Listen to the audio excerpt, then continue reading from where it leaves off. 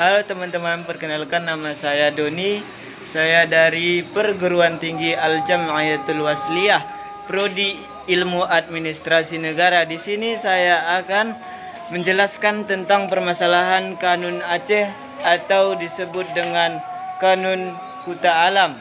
Sebelum mengetahui lebih detail atau lebih lanjut, jangan lupa like, comment, and subscribe. Dan supaya tidak ketinggalan notifikasi kami, tekan lonceng di bawah ini. Kanun Kuta Alam adalah nama perundang-undangan Kerajaan Aceh Darussalam sejak masa Sultan Iskandar Muda sampai dengan Sultan Muhammad Daud Shah sebagai Sultan Aceh yang terakhir. Secara garis besar, naskah ini berisi tentang sumber-sumber kanun, baik tentang syariat Islam, adat maupun rasam.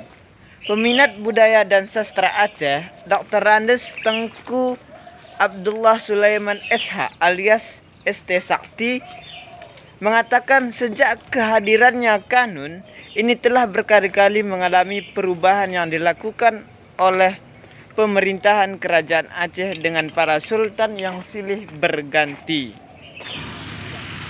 Namun, pemahaman orang-orang terhadap isi naskah ini berbeda-beda, tergantung kepada jenis naskah yang menjadi rujukannya. Sejauh yang dijumpai, amandemen paling akhir dilakukan oleh Tengku Dimulek atas anjuran Sultan Ibrahim Mansur Shah pada tahun 1270 Hijriah, yakni 20 tahun sebelum kerajaan Belanda menyerang kerajaan Aceh.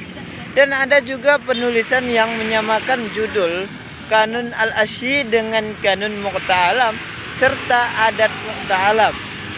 Buku Adat Kuta Alam yang disusun oleh Tuanku Abdul Jalil pernah diterbitkan oleh Pusat Dokumentasi dan Informasi Aceh, Banda Aceh 1991. Dari kata pengantar saja sudah dijelaskan bahwa naskah Adat Kuta Alam sama sekali tidak lengkap ataupun tidak utuh.